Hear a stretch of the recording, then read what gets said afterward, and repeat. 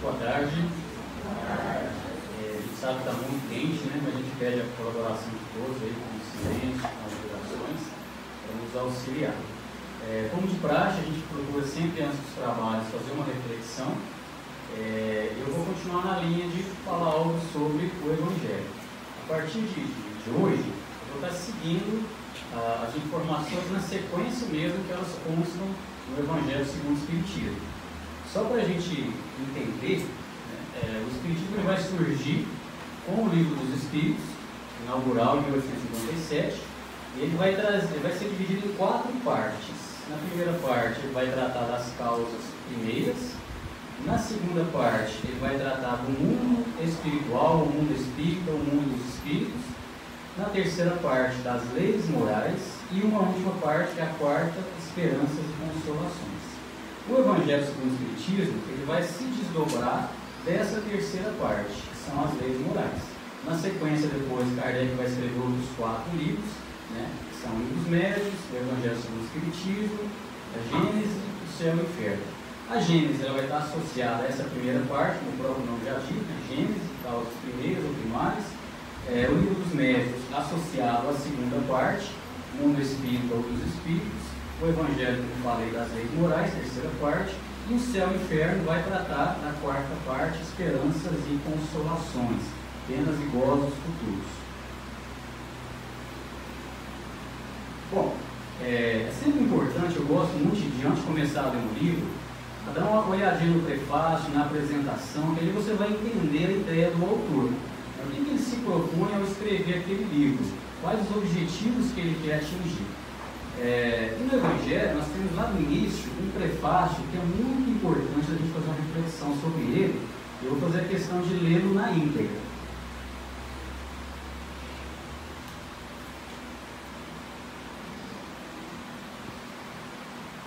Que é assinado por um espírito, né, que se intitulou O Espírito da Verdade.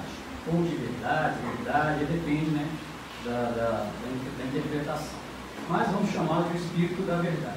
E diz o seguinte: os Espíritos do Senhor, que são as virtudes dos céus, como um imenso exército que se movimenta desde que dele recebeu o comando, espalham-se sobre toda a superfície da terra, semelhantes às estrelas cadentes, vêm iluminar o caminho e abrir os olhos aos céus. Eu vos digo em verdade, são chegados os tempos em que todas as coisas devem ser restabelecidas em seu sentido verdadeiro, para dissipar as trevas, confundir os orgulhosos e glorificar os justos. As grandes vozes do céu ressoam como o som da trombeta, e os coros dos anjos se reúnem. Homens, nós vos convidamos ao concerto divino. Que vossas mãos tomem a lira, que vossas vozes se unam e que no hino sagrado se estendam e vibrem de uma extremidade à outra do universo. Homens, irmãos a quem amamos, estamos juntos de vós. Amai-vos também uns aos outros e dizei do fundo do vosso coração, fazendo as vontades do Pai que está no céu. Senhor, Senhor, e podereis entrar no reino dos céus. Então esse é o prefácio do Evangelho segundo o Espiritismo. E na sequência, nós vamos ter a introdução, dividida em algumas partes, mas eu vou focar no objetivo da obra. A parte número 1 da introdução do Evangelho segundo o Espiritismo. Objetivos desta obra. É nessa introdução, nesse item, objetivo dessa obra, que tem aquele famoso apontamento de Kardec, onde ele vai falar assim que os evangelhos da vida de Jesus podem ser divididos em 5 partes. Os atos comuns da vida do Cristo, os milagres, as tradições, as palavras que serviram para o estabelecimento de dogmas e o ensino moral. Isso está no primeiro parágrafo. Ele vai dizer que todas as 4 primeiras são motivos de controvérsia. A última, o ensino moral, essa não tem. Essa não há controvérsia. Inclusive ele vai dizer que esse ensino moral, ele pode se assemelhar a uma bandeira, essa simbologia, né?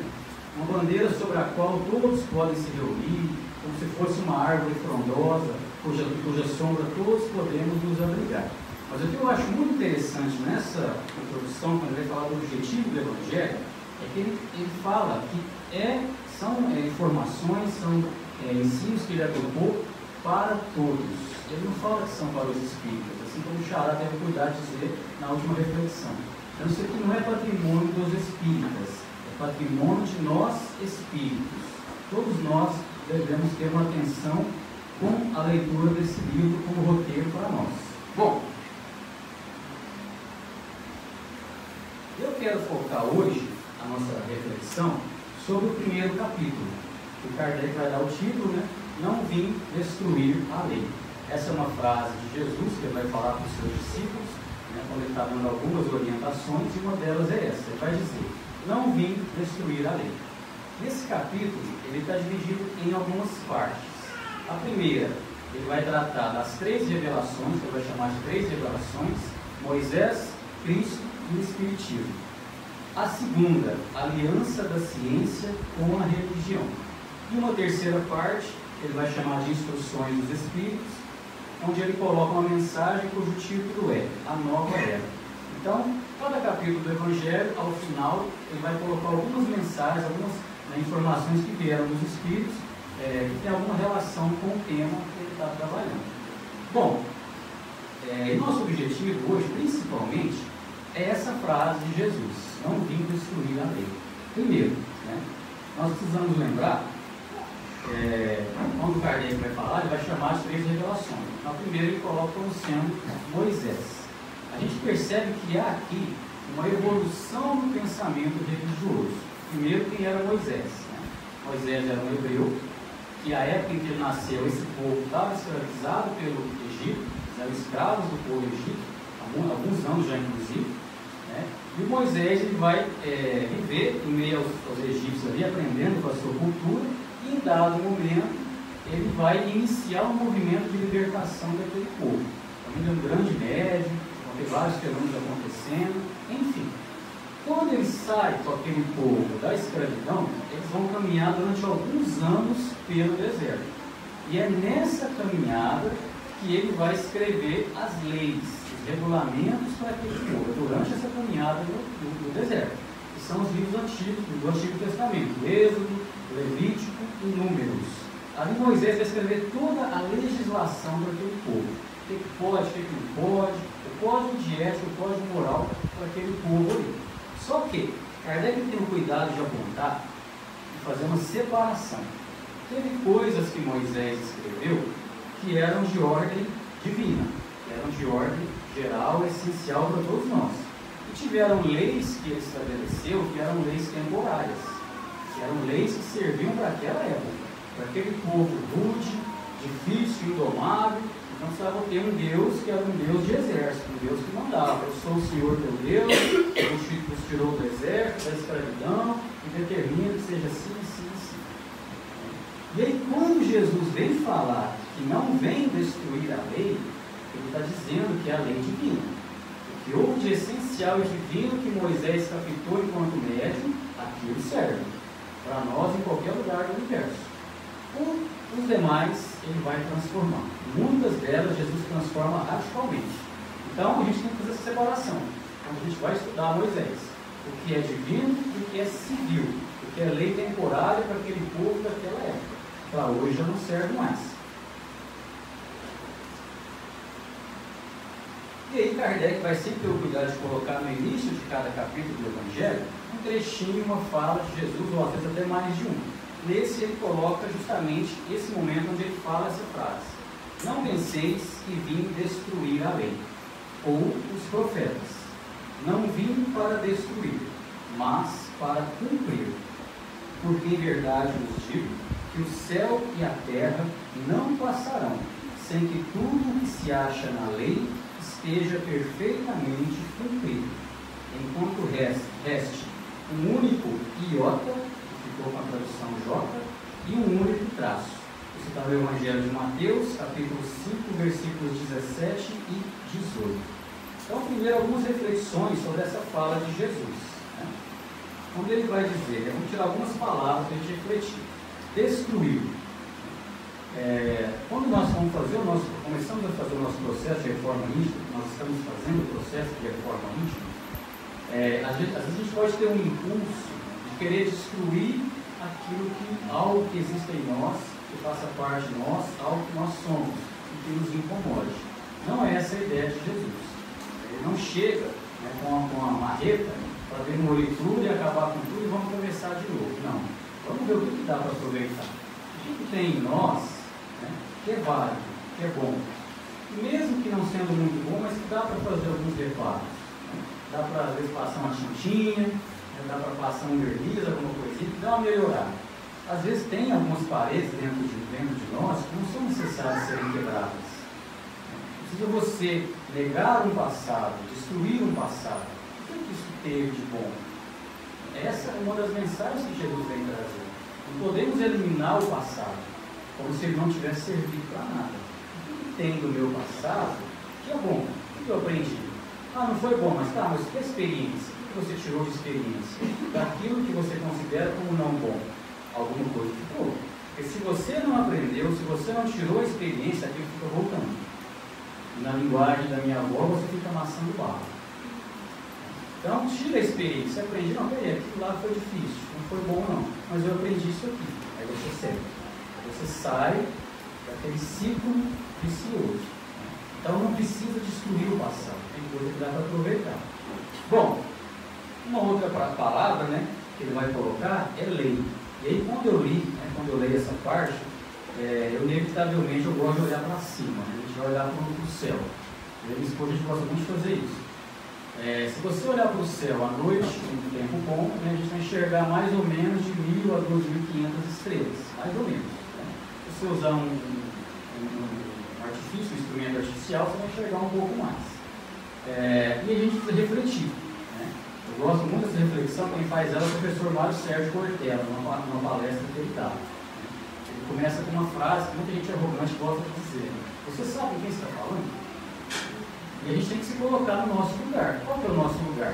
Nós somos uma entre mais de 7 bilhões de pessoas encarnadas na Terra. E se a gente pensar no nível espiritual, são 3 vezes mais do que isso, mais ou menos os espíritos falam. Então, você é um. Está num planeta que nem é dos melhores que tem no sistema solar. É muito bom, é a nossa escola, mas não é dos melhores. Esse planeta, junto com alguns outros, gira em torno de uma estrela. Já foi considerada de quinta grandeza, mas hoje a ciência já sabe que é uma estrela anã. Basta você olhar no YouTube, qualquer comparação do sistema, dos planetas, você vai ver que o Sol, perto, por exemplo, de Sirius, ele já perde de longe. Perto das 3 Marias, que nós vemos esse nome para ela, o cinturão de Órion, né? Ele já perde de longe. Então é uma estrela que o nosso planetinha gira em torno. E essa estrela é um sistema dentro de uma galáxia na qual existem milhões de sistemas. E o universo tem milhões de galáxias. E tem teorias controversas, enfim, mas já falando em multiversos, mais de um universo. Então, quando a gente pensa, Jesus fala assim, não venham destruir a lei, e você olha para cima e pensa nisso tudo, nessa criação, é inevitável, inevitável. Eu estava vendo uma reflexão do Xará hoje, né? E levando a gente a pensar sobre essa criação. Como é que tudo começou? Nem é bom ir muito longe, não. A gente não dá conta, não. Né? Vamos tentar procurar melhorar com pessoas, relacionamentos, a gente ganha mais. Mas é inevitável você começar a pensar. Isso tudo, milhões de galáxias. Será que o Criador, Deus, força superior, né, Pai maior, o nome que você quiser dar, fez tudo isso para colocar a vida nesse único planetinha que tem aqui na Terra, que é a Terra? É um desperdício de inteligência de matéria, de espaço. Né? É uma questão lógica. E a gente começa a pensar, bom, e esses planetas, essas galáxias, esses sistemas, eles funcionam de uma maneira muito harmônica. A coisa flui. Então, ou seja, o nosso próprio raciocínio, acompanhando Kardec lá no Livro dos Espíritos, né, nos leva a pensar numa causalidade, porque se tem um efeito, tem uma causa. Uma causalidade inteligente. Porque se o efeito é inteligente, se essas forças que regulam o universo, os sistemas, planetas, galáxias, funcionam de forma harmônica, inteligente, a causa tem que ser inteligente. Ou você vai aceitar que o acaso criou isso tudo. De repente tudo explodiu, começou a funcionar e de forma inteligente as coisas foram se encadeando. Podemos pensar sobre isso, mas biologicamente não dá tempo. tem pesquisas falando que biologicamente, nós, enquanto seres biológicos organizados e complexos, não atingiríamos esse nível de organização nesse curto espaço de tempo. Cálculos matemáticos e tal. Então, ou seja, pelo raciocínio tem que ter alguma coisa. Isso eu estou falando só do raciocínio. Porque quando você olha para cima, o sentimento que vem é muito mais forte do que o racional. E é esse sentimento que nos fala de uma força superior. E é dessas leis que Jesus está falando. E essas ele não vem derrogar. Essas ele não vem destruir. Mas aquelas de Moisés que já tiveram o seu tempo, a sua funcionalidade, já serviram, cadê? Essas ele vem transformar radicalmente. Né? Só para citar, quem quiser pesquisar, no Livro dos Espíritos, questão número 4, Kardec vai perguntar, onde é que se pode encontrar as provas da existência de Deus? Aí os Espíritos vão falar para ele, olha, é um axioma que vocês mesmos aplicam às suas ciências. Não existe efeito sem causa. Procurar tudo que não é causa da inteligência humana, tem que ter uma causa. E essa causa, quanto mais inteligente e complexa for, né, maior é a nossa admiração por ela. Seja o nome que você quiser dar para isso. Até de caos, se você quiser chamar. Mas é um caos bem inteligente e bondoso, digamos de passagem. Né? E aí Jesus vem dizer também que ele não vem destruir, mas ele vem cumprir. Essa palavra, na tradução, a gente tem que ter uma reflexão sobre ela. Esse cumprir é um cumprir, quando a gente vai lá na língua hebraica, o Haroldo Dutra faz isso na sua tradução do Evangelho, é um cumprir de preencher, é um cumprir de vivenciar. Então Jesus vem para viver essa lei, toda essa harmonia que a gente percebe olhando para cima, ele vem mostrar para nós que existe isso dentro da gente, que é possível com esforço, vontade, né, desejo sincero, a gente expressar isso nas nossas experiências, vivências e relações. Então ele diz que vem para cumprir essa lei. E aqui para nós fica mais uma reflexão. Cumprir é viver. Como é que você está vivendo?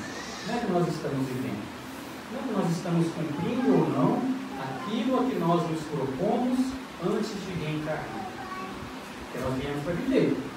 Ou seja, colocar em prática tudo aquilo que durante o período que Kardec vai chamar de erraticidade, que é o intervalo entre uma encarnação e outra, no qual estamos no mundo espiritual, aprendendo, às vezes sofrendo, no grau, enfim, mas aprendendo uma cidade espiritual, com os mais sábios que a gente, planejando uma nova encarnação, participando do planejamento, e aí você, chega alguém e fala para você, ó, chegou a hora, bora encarnar, é o momento.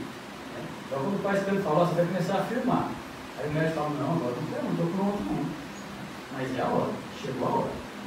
Você vem encarnar. Para quê? Para viver aquilo que você estudou, experienciou, se preparou no planeta. Isso que Jesus vem mostrar quando ele fala que é possível cumprir a lei. É possível viver isso. Não é fácil, mas é possível. Ao final da missão ele vai dizer, no mundo tereis aflições, mas tem de bom ânimo, eu venci o mundo. Então é possível. E, uma outra palavra que eu peguei, quando ele fala que céu e terra, não passarão sem que tudo se acha na lei esteja perfeitamente cumprido, enquanto reste um único iota e um único traço. Iota é a menor letra do alfabeto grego, que na época do hebraico era Yud, não sei se a pronúncia é essa, mas é Yud. Ou seja, enquanto a lei não for cumprida em nós, os mínimos detalhes, céus e terra podem passar, mas essa lei não. Então nós vamos vivenciar a lei de amor, que em síntese as leis convergem para a lei de amor. Enquanto nós não aprendermos a vivenciar os mínimos detalhes da lei de amor, nós não teremos alcançado o nosso objetivo maior enquanto espíritos. Deve vir coisa muito melhor depois disso. Imagine, se esse universo é infinito, essa é só a primeira parte. Quando nós tivermos conseguido incorporar em nós e vivenciar, sem fazer esforço, espontaneamente, as lições do Evangelho, o Evangelho vai precisar fazer igual eu faço, um monte de anotação para dar conta de falar. Isso vai estar espontâneo em nós. Quando a gente der conta de fazer isso, certamente começa uma outra etapa muito melhor. Imagina o que nos espera, enquanto espíritos imortais. Eu lembro daquela passagem que eu já falei aqui, do Asclepios, quando ele vai visitar nosso lar, eles fazem uma preparação para recebê-lo, é um espírito muito elevado, mas ainda ligado à terra. Um deles pergunta, não lembro exatamente a pergunta, mas algo no sentido assim, se aquele espírito que veio, se ele é a expressão máxima da evolução. E os orientadores respondem, não, Asclepios ainda é vinculado à Terra. Ele seria uma dos melhores espíritos que ainda habitam a Terra, que nem alcançou o nível de Jesus ainda. E, no nível dele, os espíritos estão aspirando, estão trabalhando, desejando participar das comunidades que integram o planeta Júpiter, que são mais elevados ainda. Eles falam, aqueles que moram lá em Júpiter estão desejando, trabalhando, ansiando para integrar a comunidade dos espíritos que coordenam o sistema solar. E aqueles que coordenam o sistema solar estão trabalhando, evoluindo, desejando para integrar um dia a comunidade daqueles que coordenam talvez a galáxia, e assim sucessivamente. E aí o orientador fala assim para André Luiz, que Deus, para além disso tudo, então é muito bonito. Então nós temos uma caminhada muito longa, mas muito bonita pela frente.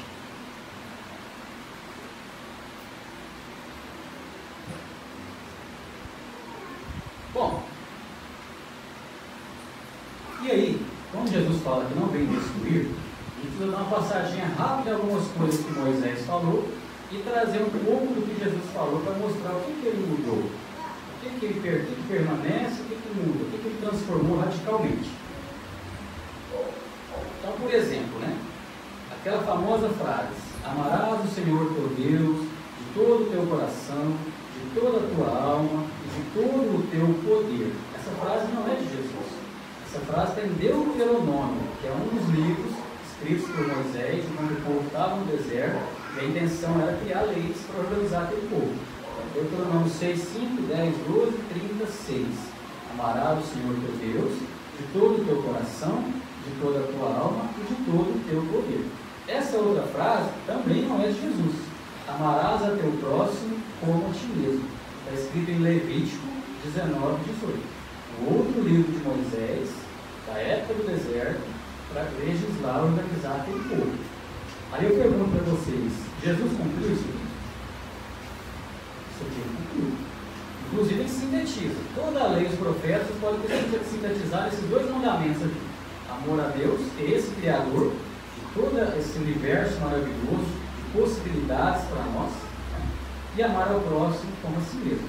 Se vocês der conta, fala Jesus para nós, se vocês conseguirem cumprir isso aqui, vocês estão cumprindo toda a lei. E todo o trabalho que os profetas, os médiuns tiveram, é para isso, para que a gente consiga cumprir isso aqui.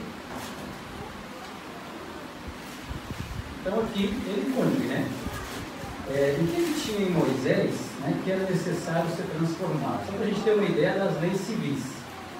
Olho por olho, dente por dente. Mão por mão, pé por pé. Essa é uma lei civil da época. Está em Êxodo 21, 24. Os filhos dos servos serão do seu senhor. Então, se você era escravo, seus filhos já nasciam escravos também. Êxodo 21, 4. O homem que adulterar com a mulher do próximo, morrerão, ele e a mulher. Pena de morte. Em Moisés. Levítico 20, 10. E essa não é só uma pena de morte, são várias. Isso eram leis civis, que serviam para aquela época. Isso Jesus veio para modificar. Bom, então ele veio cumprir o que tinha de lei divina, de lei moral. Como que ele cumpre isso? A gente vê nas bem-aventuranças, a gente vê nas parábolas, a gente vê nas curas, a gente vê na vida de Jesus. Amarás a teu próximo como a ti mesmo. Ele viveu isso na essência. O que ele veio modificar? O não matar. Não matarás, que está lá nos 10 mandamentos. Ele veio transformar, não modificar, ele veio ampliar. Ele amplia de tal forma que ele coloca o limite do nosso inimigo. Amar até os inimigos. Jesus hoje certamente seria taxado como comunista. Amar até os inimigos. Não cometer adultério, está lá nos 10 mandamentos. Ele leva isso ao extremo do pensamento. Não é só o ato em si. Se você pensa, você já está adulterando. Lavar as mãos, isso era uma lei. Moisés teve que colocar isso como lei, atribuir isso a Deus do ponto de higiene. E aí virou um ritual simbólico, simplesmente. Então é só lavar a mão e pronto. Não, mas isso aí tem um significado. Era porque o povo antigamente era porco, não que não seja até hoje em dia, né? Desculpa o animal. Mas tinha que lavar a mão, porque tinha doença, a expectativa de vida diminuía por conta da higiene. Então teve que colocar isso como lei, atribuir a religião a Deus para poder funcionar. Né? E Jesus transforma também, quando é colocado em xeque isso para ele. Ele fala, né, que do exterior devemos passar para o interior. Não importa tanto o que entra na boca, mas sim o que sai da boca. Ele está dizendo para não lavar a mão? Não. Não tem higiene sim, pessoal. Mas vamos preocupar essencialmente com o que sai da nossa boca. O que entra também é importante, mas mais importante é o que sai. Né? E aí, né, olho por olho, dente por dente, mão por mão, pé por pé, para a gente poder encerrar, lá em Lucas capítulo 6, do 27 ao 49, ele vai mostrar tudo o que ele vai transformar. Mas só para citar, pagai o mal com o bem, orai pelos que vos perseguem e caluniam, oferecer a outra face, e ele segue.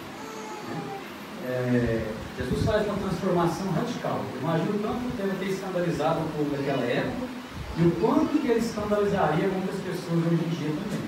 Porque a pessoa te faz o mal e ele te aconselha, você vai pagar com o bem. Porque dentro de nós, né, o Freud, criador do psicanálise, vai descobrir isso, né, tem um impulso primitivo. O primeiro impulso é o revide. Tem uma tirinha do Freud, né, fizeram uma tirinha sobre as ideias dele, que fala assim, o primeiro é o homem, que ao discutir com alguém, não tirou uma pedra na cabeça dele, esse foi o fundador da civilização. Então, esses impulsos primitivos existem em nós, mas vem o Evangelho, vem o esforço nosso para nos melhorarmos, para transformar esses impulsos e ele vai chamar de sublimar, enfim, né, pode dar o nome que quiser. Mas para a gente ter acesso, está lá no mundo maior, nos capítulos do livro do mundo maior, a gente ter acesso a esse andar superior do nosso próprio cérebro espiritual, onde estão as aspirações, né, os desejos divinos, o nosso eu maior, o nosso céu, chame como quiser. Então é nesse esforço que a gente vai fazer isso. Né? Mas não é destruindo o passado, não. É transformando naquilo que é possível.